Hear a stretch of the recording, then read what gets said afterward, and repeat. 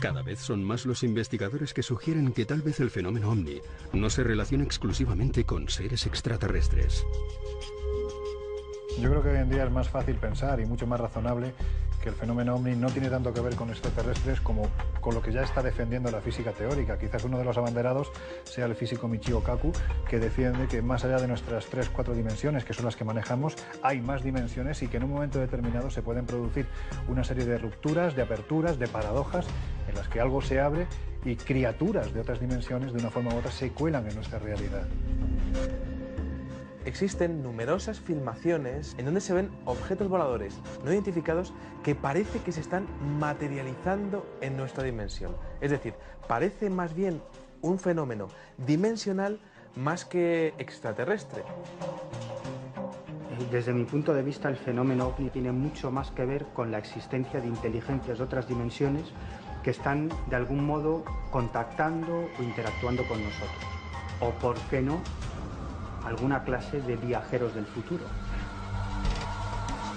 Quizás una de las leyendas urbanas más bonitas y a la vez más creída por cientos, por miles de personas en todo el mundo sea la de los viajeros en el tiempo.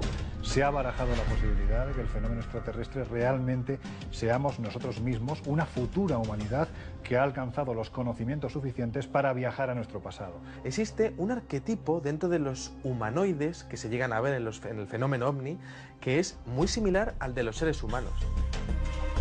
Es prácticamente como si estuviésemos viendo viajeros del tiempo que estuviesen presentándose aquí o para estudiar cómo era nuestra historia, cómo era nuestra civilización o para cambiar algunas cosas de la historia. De hecho, las características de los seres que protagonizan la mayoría de los casos de abducción, seres de pequeño tamaño, con una cabeza enormemente desproporcionada respecto a su cuerpo, con unos ojos también enormes, una boca pequeña y un cuerpo que es prácticamente nada, ¿no?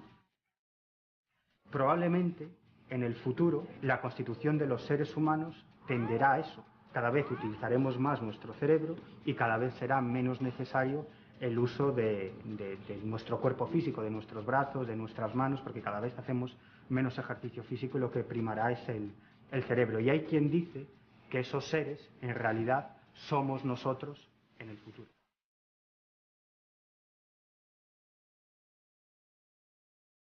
Si se trata de viajeros en el tiempo, ¿cómo explicamos entonces el fenómeno de las abducciones o aquellas tipologías de extraterrestres que parecen ser muy distintas a nosotros? Sería posible que hubiese entidades que para estudiar cosas que estuviesen pasando en ese futuro, estuviese intentando estudiar cómo funcionaba nuestro sistema inmunológico, por ejemplo, nuestra salud, cómo era nuestra sangre, cómo era realmente pues nuestro sistema de vida, nuestro sistema de creencias, quizá para entender cosas que pudiesen estar ocurriendo en ese futuro. Si aceptásemos que hay viajeros del futuro que vienen a nuestro presente, bueno, pues entiendo que en cierto modo esto justificaría ese mutismo tan tremendo, esa falta de contacto real a nivel masivo que aparentemente tiene.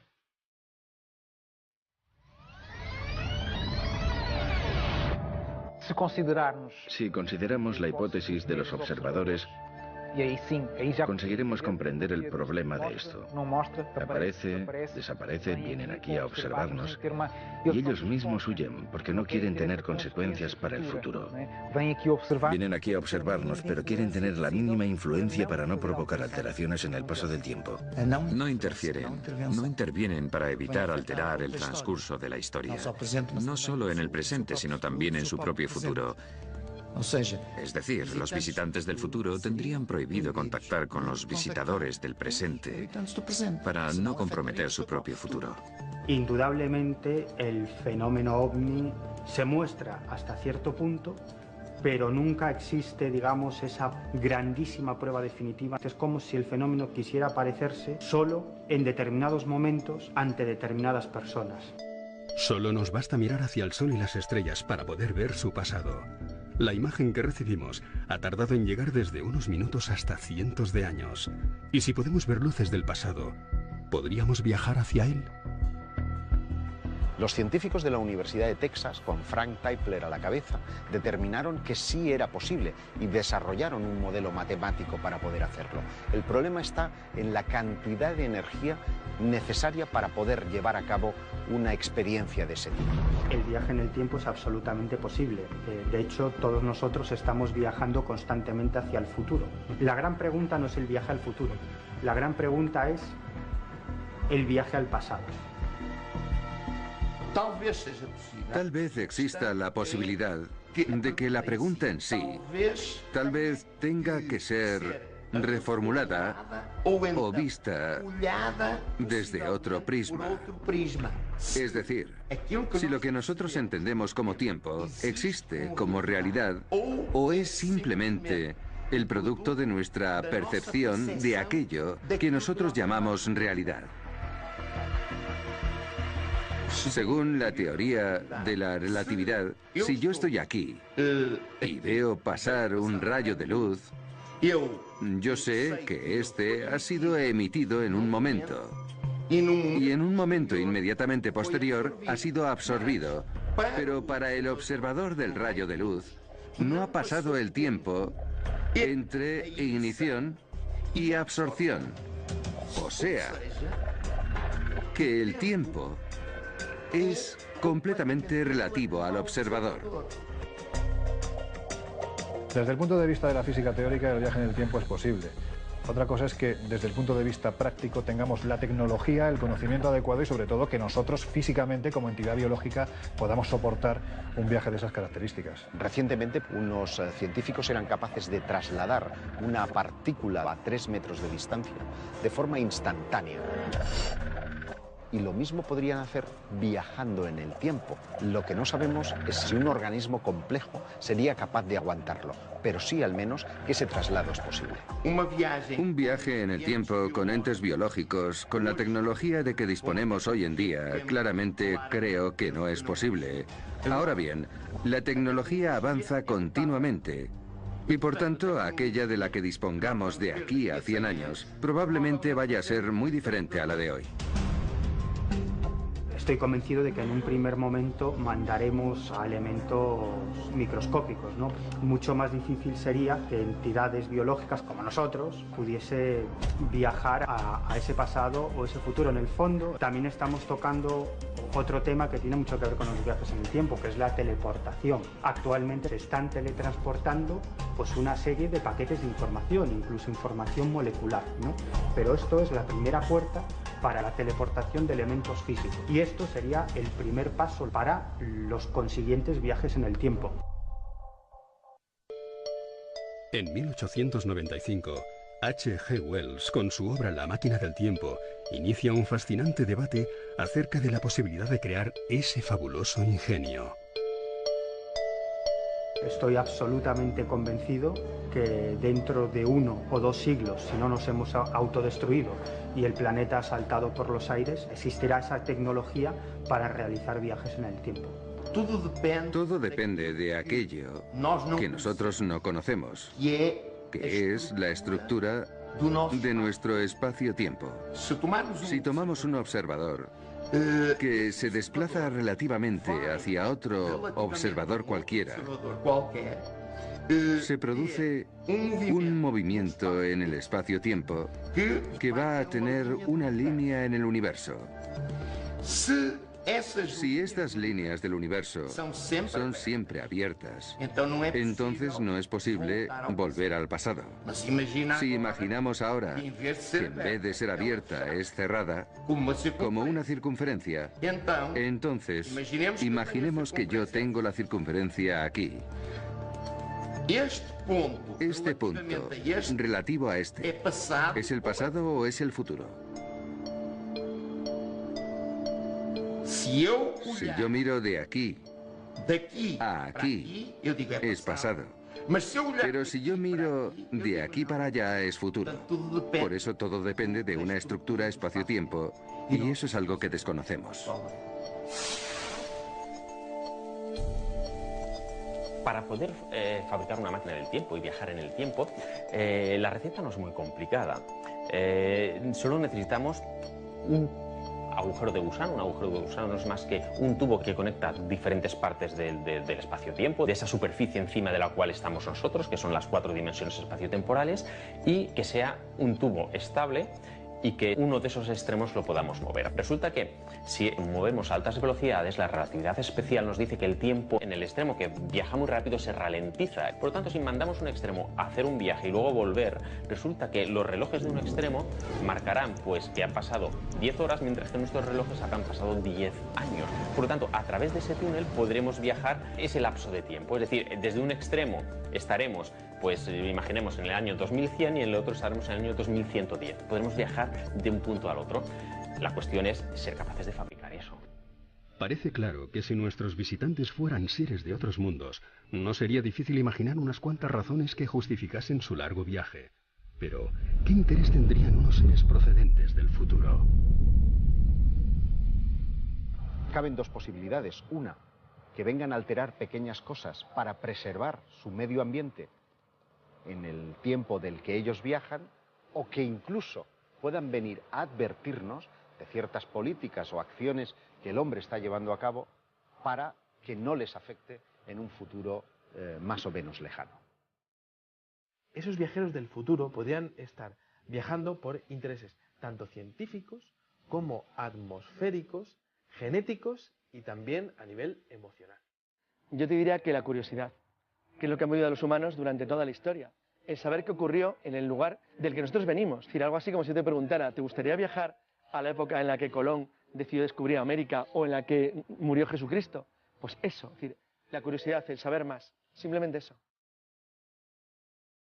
Creo que si tuviéramos ahora esa capacidad científica inimaginable con nuestra capacidad actual para viajar desde el futuro hasta nuestros días, seguro que sería muy gratificante y no sería incomprensible descartar hacer ese viaje desde un punto de vista lúdico o desde un punto de vista turístico o científico.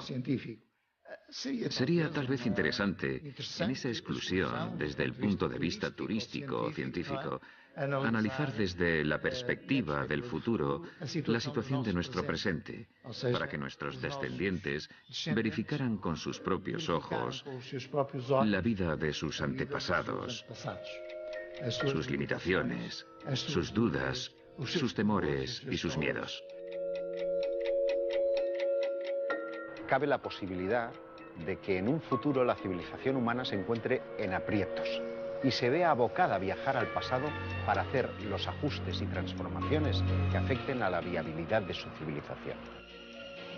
Incluso la transmisión de informaciones de prevención que puedan venir del futuro para que nosotros podamos evitar cometer errores, ver potencialmente en el tiempo, provocará una especie de pronunciamiento en nuestro comportamiento presente y por ello nuestros descendientes o variantes humanos del futuro que eventualmente vengan tendrán capacidad para vigilar paso a paso nuestros comportamientos y poder evitar posibles errores que les afecten a ellos mismos en el futuro.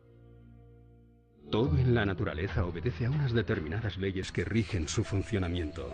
Quizás desconozcamos reglas fundamentales que hacen posible los viajes en el tiempo y que nuestros descendientes o seres de mundos más evolucionados pueden controlar. Hay físicos que sostenían, por ejemplo Einstein, que decía que había una especie como de protección de Dios para que no pudiéramos viajar al pasado y alterarlo. Sin embargo, actualmente esto no parece tan claro. Existe un problema para viajar al pasado. ¿A qué pasado viajaríamos? Porque en realidad nos moveríamos por líneas de tiempo y probablemente si pudiéramos ser capaces de viajar al pasado acabaríamos en uno de esos pasados posibles, que probablemente sería un pasado bastante diferente al que nos esperamos encontrar por lo que sabemos de los libros de historia. Y una vez que esos viajeros decidan regresar al momento actual desde ese pasado, tampoco regresarían al momento actual, regresarían a uno de los momentos actuales posibles moviéndose a través de líneas de tiempo. Es decir, que esos viajeros del pasado quizás cuando llegasen aquí se encontrarían con que su mujer no es su mujer, o que su casa no es su casa, o que trabajan en otro lugar, ¿no? Por eso esa es la paradoja y la problemática desde el punto de vista de la física teórica de los viajes en el tiempo. El precedente más antiguo de la península ibérica de los viajes en el tiempo se encuentra en el libro gótico de San Juan de la Peña, escrito entre los siglos XI y XV. Su protagonista es un monje del monasterio navarro de San Salvador de Leyre. Este hombre estaba obsesionado con la inmortalidad, con la eternidad. Y un buen día él va a hacer su paseo rutinario alrededor del cenobio, se acerca a una fuente de agua, que es donde él pues tenía como su lugar mágico para descansar, para reposar, y la leyenda cuenta que escuchando el trino de un pájaro, él se queda traspuesto, se queda dormido. De tal manera que lo que él pensaba que habían sido unos breves minutos, cuando vuelve a la realidad, cuando vuelve a nuestro espacio-tiempo y regresa a su antiguo monasterio, se da cuenta de que no ha pasado un día, ni una semana, ni un año, sino que han pasado 300 años. ¿Qué explicación tenemos para este misterioso suceso? Pues solamente cabe el salto temporal, porque en la mentalidad de un monje del siglo X, que no ha visto películas de ciencia ficción, que no sabe nada de viajes en el tiempo, ¿cómo pudo imaginar que tal circunstancia podía ocurrir? Es literalmente imposible. Todo esto es lo que nos hace pensar que nos encontramos ante el primer caso documentado a nivel legendario de alguien que traspasó las barreras del tiempo y del espacio.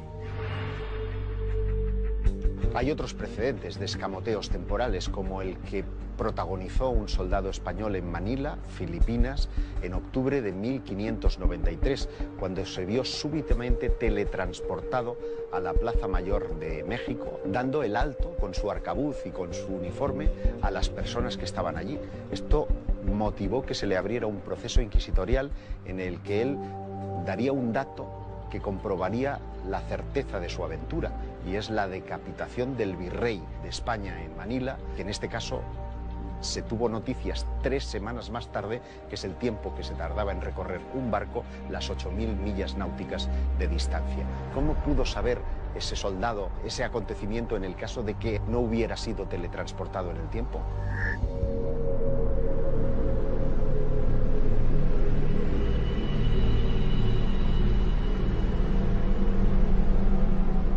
Jenny Randles es una de las grandes investigadoras que hay ahora mismo en el Reino Unido. Ella planteó la teoría de las tormentas espaciotemporales para decir que puede haber momentos puntuales en los que se produce ese encuentro interdimensional en el que lo que hay en esa otra dimensión puede ser visible por quienes estamos en estas 4 dimensiones nuestras. Hablan incluso de que ese tipo de paradojas se produce siempre pues, en torno a un gran aparato eléctrico, una serie de nieblas, especialmente de unos tonos verdosos, pero hasta ahora no se ha podido demostrar. Es simplemente una hipótesis más. Mi interpretación sería pensar más en una teoría del caos, como si una mariposa moviese las alas en Tokio y causara un temporal en Nueva York. La teoría del caos en que nosotros miramos a la naturaleza y parece todo muy armonioso, miramos a los pájaros y es todo armonía, pero de repente todo puede destruirse en un momento y por tanto de la misma forma, eventualmente el espacio y el tiempo pueden tener estas pequeñas tempestades generadas de nada que a lo mejor permitan algún pasaje casual de algunas entidades. Imaginemos que sean absorbidas por esas entidades y aparezcan por otro lado. Parece que además hay una suerte de lugares con una especial atracción hacia este tipo de fenómenos temporales. Son lo que David Fiedler denominó zonas puerta o zonas ventana, dependiendo de si podíamos entrar en ellas o solamente observar los acontecimientos espaciotemporales.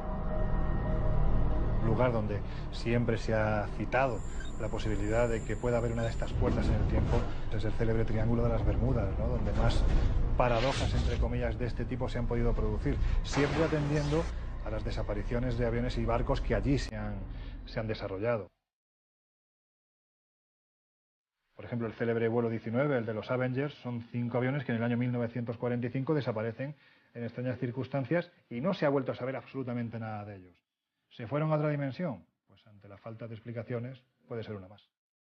Muchos investigadores creen que estas puertas espaciotemporales podrían ser obra de seres extraterrestres y utilizadas como conexión interestelar con sus mundos de procedencia.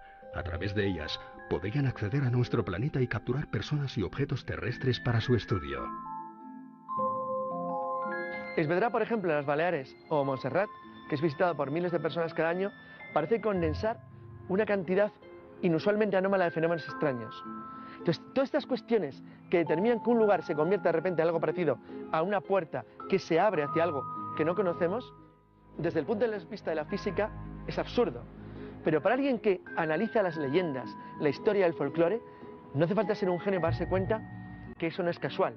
Que de verdad las personas parecen estar como empujadas, como si fuera por una fuerza extraña, hacia determinados lugares donde se producen fenómenos que en otras partes no ocurren.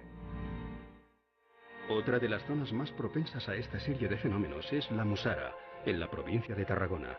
En este pueblo, hace tiempo abandonado, han tenido lugar inquietantes desapariciones. Enrique Martínez Ortiz, un hombre que fue a buscar setas a esta zona de montaña de Tarragona, y en un momento determinado, cuando iba hablando con su compañero, que iba justo delante de él, literalmente se evaporó. No se ha vuelto a saber nada de él, se fue con lo opuesto, que era un chándal, dejó la documentación, dinero, las llaves del coche dentro del propio vehículo y como os digo, no se ha vuelto a saber absolutamente nada de él. Muchos de estas desapariciones han acontecido poco después de haber tenido lugar en esas mismas zonas avistamientos de no identificados.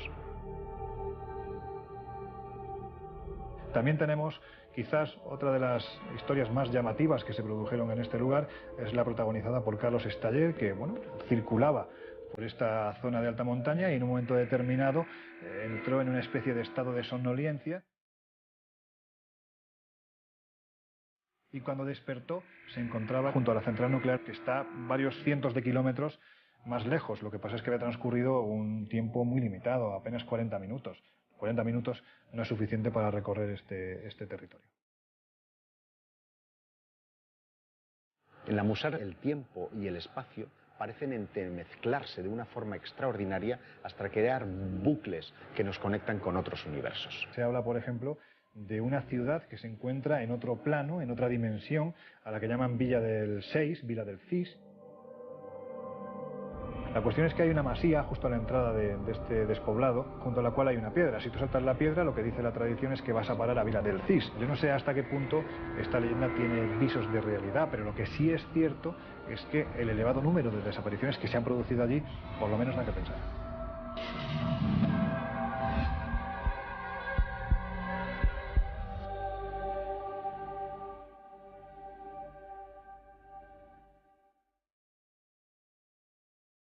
En la zona del barranco de Badajoz, por ejemplo, se han obtenido numerosas fotografías nocturnas que muestran a seres de aspecto luminoso que parecen salir del barranco, como que realmente aquello fuera una suerte de puerta que nos teletransporta a otro lugar. Tenemos casos en el que el testigo o la testigo advierte que cuando va caminando por este lugar verdaderamente enigmático y cargado de sucesos extraños, refleja que en un momento determinado ha perdido la noción del espacio, del tiempo, y que cuando ha vuelto a cobrar la conciencia se encontraba en otro lugar. Estaríamos hablando de una ciudad etérea en la que habitan unas criaturas, unos seres que denominan los seres de blanco y que han sido vistos por múltiples testigos, además de los más diversos estratos sociales. Cuando coinciden en los puntos y en las comas gente que jamás se ha visto, pero que han vivido una experiencia similar, la verdad es que te lleva a pensar que algo ocurre en este lugar.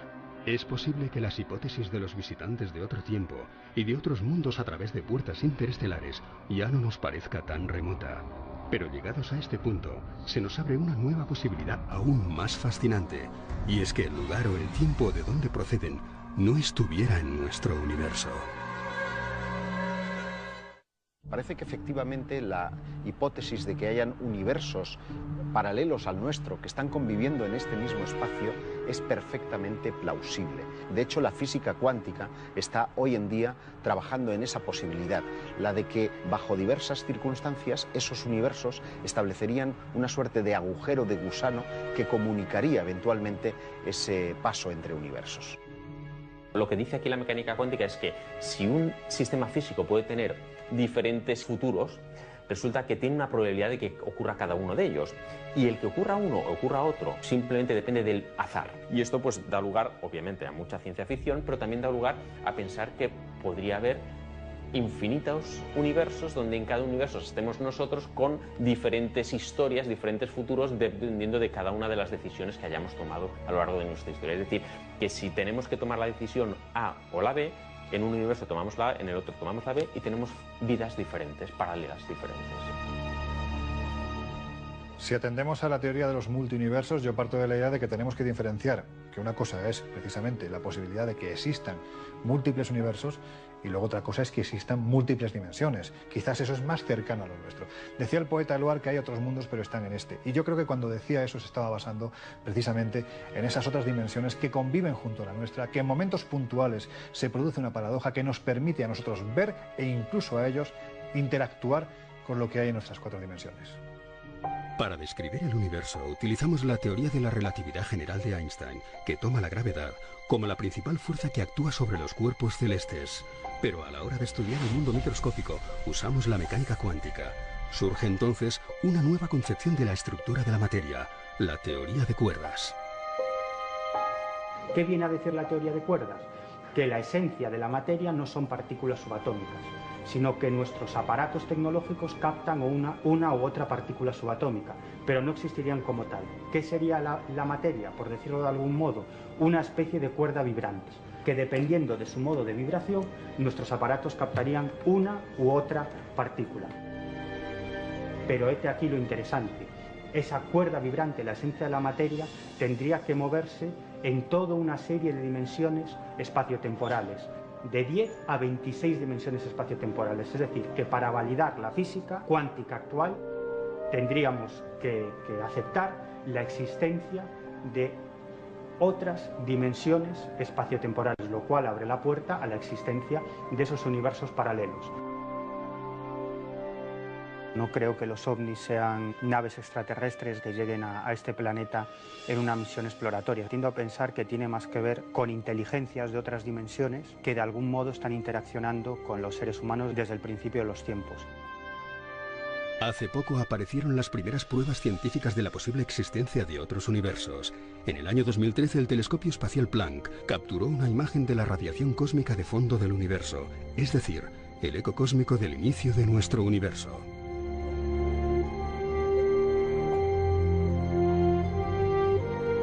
Los científicos, al observar este mapa, descubrieron que había una serie de anomalías de ese eco cósmico. La conclusión: había algo, un universo o varios universos paralelos, cuya gravedad ejercía un tirón sobre ese eco cósmico. Es decir, que ese mapa de la radiación de fondo del universo sería una prueba de que existen otros universos paralelos que no podemos ver ni captar, pero que también tienen fuerza gravitatoria y que ejercerían un tirón gravitatorio sobre elementos de nuestro mundo. La propia definición de universo paralelo evita que precisamente pueda existir una interconexión entre ambos mundos. Pero, ¿y si no fuera así? Porque constatamos a nivel fenomenológico que hay lugares específicos donde parece que esa frontera, ese límite entre un universo y el otro puede ser vencido. Esa es lo que llamaríamos la interacción cuántica, la posibilidad de intervenir en otro universo paralelo o al revés, que ellos intervengan en el nuestro. Sería fantástico si realmente existiesen muchos universos, poderlos conectar. Eso nos permitiría comprobar que realmente es así. Claro, la cuestión sería entonces que podríamos conectar universos y encontrarnos a nosotros mismos con diferentes historias. Albert Einstein y Nathan Rosen llegaron a la conclusión de que en nuestro universo no solo hay agujeros negros, también existen otro tipo de agujeros que servirían de atajos espaciotemporales, llamados agujeros de gusano. El problema es que sería imposible poder atravesarlos. Sin embargo, unos años después, un matemático estadounidense, Roy Kerr, resolvió esas fórmulas ideadas por Einstein y Rosen, y esa resolución implicaba algo absolutamente fascinante. Las fórmulas de Roy Kerr demostraron que sí era posible que algún elemento físico pudiera atravesar esos puentes dimensionales y viajar a otros universos paralelos. En 2008, la vida de Lerina García iba a efectuar un giro insólito. Según su escalofriante testimonio, esta mujer sevillana, tras un posible contacto con una nave extraterrestre, abandonaría de improviso todo aquello cuanto conocía. Viene precedido porque ella observa una especie de luz, algo extraño, mientras que se desplazaba hacia Sevilla. Lo que ve es algo que está estacionado en la carretera. Aquello debió de influir de alguna forma sobre la psicología, sobre la psique de nuestra testigo, que a partir de ese momento se comienzan a producir todo este tipo de acontecimientos que tiene en su vida. Tras acostarse, tras dormir, su mundo ya no es su mundo. Al despertar, su marido, del que tiene un recuerdo, ya no es su marido. Tiene un hijo al que recuerda, pero que no es su hijo. Es como si hubiera estado viviendo otra vida, es como si hubiera vivido en un mundo diferente y al despertar se hubiera materializado en esa otra vida, ¿verdad? El caso de Lerina es verdaderamente un ejemplo, ¿no?, de toda esta interacción entre universos. Todo parece haber variado. Todos los actores de su propia vida la reconocían y sabía quién era, su tiempo era su tiempo, pero sin embargo estaba viviendo en una realidad alternativa.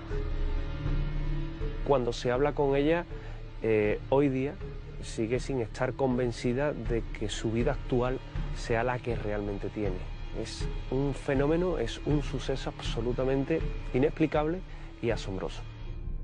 A tenor de todos estos casos, cabe plantearse si lo que denominamos fenómeno ovni podría tener alguna relación con esta suerte de universo paralelo, porque parece que el tiempo es un factor determinante dentro de la fenomenología de los platillos volantes. Esa interacción entre dimensiones, cuando se produce esa ruptura, esa apertura, por decirlo de alguna forma, pues te explicaría posiblemente muchos fenómenos que asociamos a la fantasmogénesis, a la espectrogénesis, al propio fenómeno ovni, al fenómeno extraterrestre. La cuestión es hasta qué punto, si ahí existen criaturas inteligentes que habitan en otras dimensiones, ellos están interactuando conscientemente con nosotros o les pasa como a nosotros, que no somos conscientes de lo que son. Stephen Hawking defiende una realidad absolutamente fantástica, la existencia de infinitos universos paralelos conectados por infinitos agujeros de gusano. Desde el punto de vista de la física, no hay nada que impida que alguna clase de inteligencia o artilugio pueda cruzar esos puentes dimensionales entre universos paralelos. Por eso tiendo a pensar que el fenómeno ovni quizás tenga más que ver con esas inteligencias de universos paralelos que de algún modo tienen la capacidad de llegar a nuestro mundo e interactuar con nosotros. En los últimos años han aparecido diversas publicaciones que describen avances en el gran desafío por conseguir los ansiados viajes en el tiempo. ¿Podrá alguna vez la ciencia humana fabricar la visionaria máquina de H.G. Wells? Obviamente hay muchas teorías que todavía están por verificar y por descartar, porque hay muchas que son compatibles con todo lo que conocemos, pero que dan un paso más allá y cada uno en una dirección. El acelerador de partículas nos permitirá descartar unas de otras. Por ejemplo, hay quien pretende fabricar mini agujeros negros en ese acelerador de partículas. Si se fabrican, pues resulta que habrá algunas teorías que tendrán un buen respaldarazo y otras que no, y si no se encuentra, pues bueno, quedará un poquito menos claro. Se ha comentado más de una vez que la física cuántica es la puerta que nos va a abrir a la explicación de muchísimos fenómenos que ahora consideramos paranormales, desde la telepatía a la clarividencia. Evidentemente, si somos capaces de controlar la materia subatómica, somos capaces de controlar muchísimas cosas, hasta el punto de hacer realidad algo que decían los antepasados, incluso que decían los grimorios, de poder hacernos invisibles. Me llamó la atención un artículo relativamente reciente y alguna idea de Stephen Hawking para buscar viajeros por el tiempo.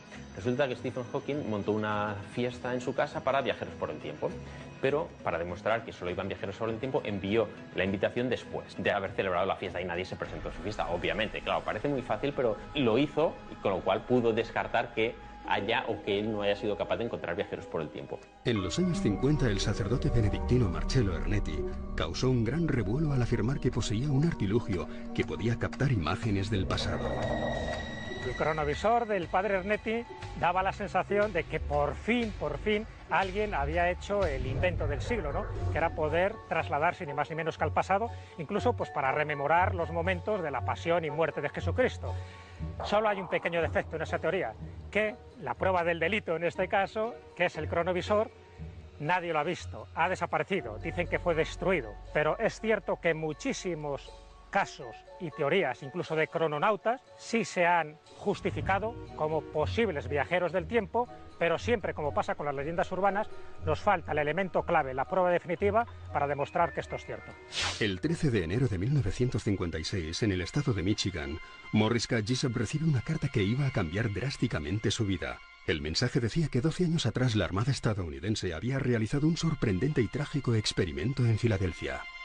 El experimento Filadelfia es uno de esos casos que se debate entre la leyenda más absoluta y los visos de que realmente se estuvo haciendo algún tipo de experimento interdimensional. Estamos en el año 1955, cuando un desconocido Carlos Allende se pone en contacto con un ufólogo norteamericano llamado Morris Jessup y le empieza a mandar una serie de informaciones de un experimento que se había desarrollado en el año 1943.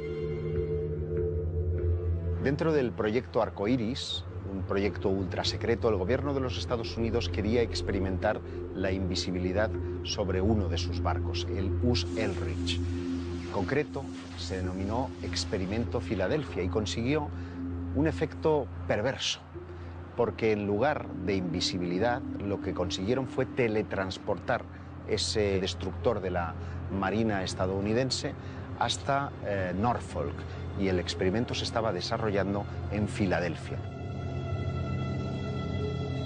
Cuando regresó este barco a su puesto original, en el puerto de Filadelfia, fueron cuestión de milésimas de segundo, el experimento, según decía Carlos Allende en uno de sus escritos, fue un auténtico éxito, pero la tripulación que formaba parte de ese barco fue un auténtico fracaso. Porque, según contaba Carlos Allende, los tripulantes aparecieron literalmente incrustados en mitad del fuselaje del barco. Algunos de ellos aparecían completamente calcinados, otros aparecían desorientados. Al Bielek, que ya murió, dice haber estado durante esa experiencia y habla de que el barco pasó de 1943 a 1983 y después regresó al pasado. Posteriormente, en los años 80, se volvió a intentar repetir esta experiencia. Cuando él habla de que regresa al pasado, al año 43, lo hace con la misión de terminar la experiencia, porque de hecho la experiencia inicial fue nefasta. ¿Qué hay detrás de la certeza de que este experimento se llevó a cabo? Bueno, hay una serie de informes verdaderamente interesantes basados en los estudios que hizo uno de los grandes genios del siglo XX llamado Nikola Tesla. Cuando Nikola Tesla muere, muy poquito antes de que terminara la Segunda Guerra Mundial, sus archivos fueron confiscados por el FBI y se supone que el experimento Filadelfia fue causa y efecto de los documentos que manejaba Nikola Tesla, pero al no estar la persona que había ideado ese experimento, no se llevó a efectos correctos y pasó lo que pasó. Por lo tanto, quizás si el experimento Filadelfia fue real, el que lo propició fue Nikola Tesla. Lo que cabe preguntarse es si después de este experimento la Marina siguió llevando a cabo cuestiones parecidas y, en consecuencia, hasta dónde han podido avanzar dentro de los experimentos de teletransporte o de invisibilidad. No lo sabemos. Sí sabemos que han habido líneas de investigación relacionadas directamente con la teletransportación de partículas y que hoy día, en pleno siglo XXI, el teletransporte figura como uno de los objetivos que la ciencia se marca para un futuro inmediato. Seres de otros planetas, de otros universos o viajeros del tiempo. La pregunta permanece en respuesta al fenómeno ovni. Para resolver el enigma sería necesario una prueba definitiva. Es difícil llegar a conclusiones respecto a qué constituiría una prueba definitiva de los viajes en el tiempo. Seguramente la respuesta la vamos a encontrar en la misma medida en la que la ciencia avance y consiga pasos importantes y significativos en el tema de los viajes temporales. La prueba necesaria sería que encontrásemos un agujero o cola de gusano y entonces consiguiéramos formular una topología para el espacio-tiempo que contuviera esos agujeros de gusano. Desde el punto de vista de la física, es posible el viaje en el tiempo. El único problema es tecnológico y sobre todo energético, porque tendríamos que disponer de tal cantidad de energía que hoy en día es absolutamente imposible. Las tormentas en el tiempo explicarían muchos de los sucesos que se han producido en los que el testigo de repente pasa de estar en un lugar a estar a miles de kilómetros de distancia cuando apenas han transcurrido unos minutos. Yo mismo he tenido la oportunidad de recopilar decenas y decenas de casos de personas, de individuos que han vivido fenómenos de teleportación espacial, de salto instantáneo en el espacio y también de teleportaciones temporales, de personas que han vivido esas tormentas temporales o anomalías espaciotemporales. Incidentes como el experimento Filadelfia o leyendas como la del monje de Leyre ponen sobre la mesa la posibilidad de los viajes temporales. Y lo que es más inquietante, y es que tarde o temprano tendremos el reconocimiento oficial por parte de la ciencia y los gobiernos de que tales viajes son posibles y que tal vez esto que denominamos OVNI tenga una relación directa, única y exclusivamente con el ser humano.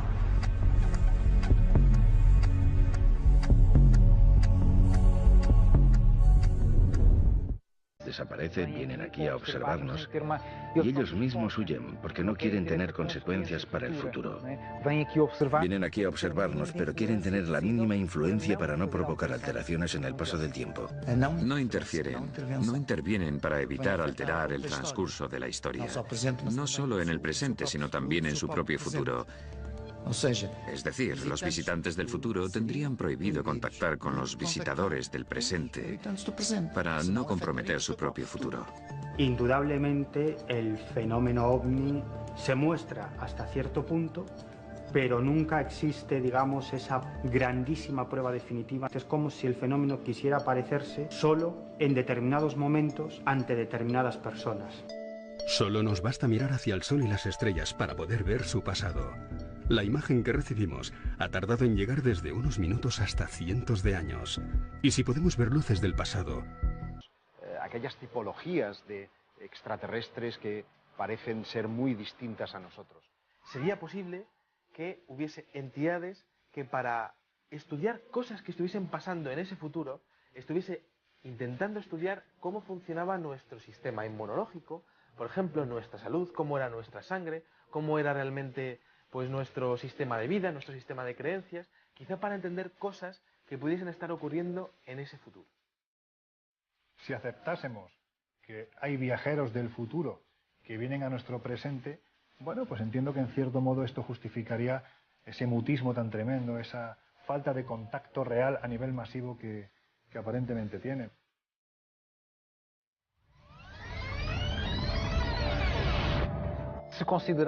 Si consideramos la hipótesis de los observadores, conseguiremos comprender el problema de esto.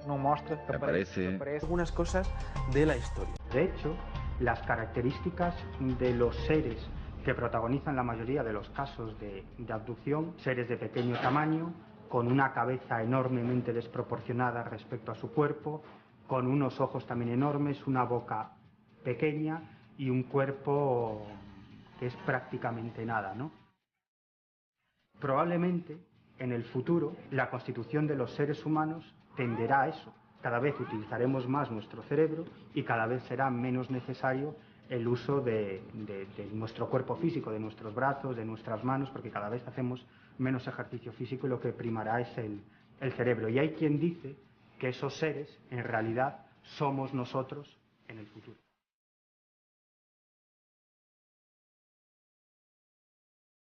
Si se trata de viajeros en el tiempo, ¿cómo explicamos entonces el fenómeno de las abducciones o aquellos...? Desde mi punto de vista, el fenómeno OVNI tiene mucho más que ver con la existencia de inteligencias de otras dimensiones que están, de algún modo, contactando o interactuando con nosotros. O, ¿por qué no?, alguna clase de viajeros del futuro. Quizás una de las leyendas urbanas más bonitas y a la vez más creída por cientos, por miles de personas en todo el mundo se habla de los viajeros en el tiempo. Se ha barajado la posibilidad de que el fenómeno extraterrestre realmente seamos nosotros mismos, una futura humanidad que ha alcanzado los conocimientos suficientes para viajar a nuestro pasado. Existe un arquetipo dentro de los humanoides que se llegan a ver en el fenómeno ovni que es muy similar al de los seres humanos. Es prácticamente como si estuviésemos viendo viajeros del tiempo que estuviesen presentándose aquí o para estudiar cómo era nuestra historia, cómo era nuestra civilización o para cambiar.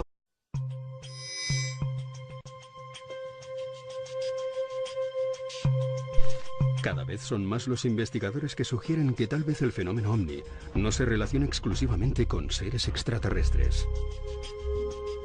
Yo creo que hoy en día es más fácil pensar y mucho más razonable que el fenómeno ovni no tiene tanto que ver con extraterrestres como con lo que ya está defendiendo la física teórica. Quizás uno de los abanderados sea el físico Michio Kaku, que defiende que más allá de nuestras 3-4 dimensiones, que son las que manejamos, hay más dimensiones y que en un momento determinado se pueden producir una serie de rupturas, de aperturas, de paradojas, en las que algo se abre y criaturas de otras dimensiones, de una forma u otra, se cuelan en nuestra realidad. Existen numerosas filmaciones en donde se ven objetos voladores no identificados que parece que se están materializando en nuestra dimensión. Es decir, parece más bien un fenómeno dimensional más que extraterrestre.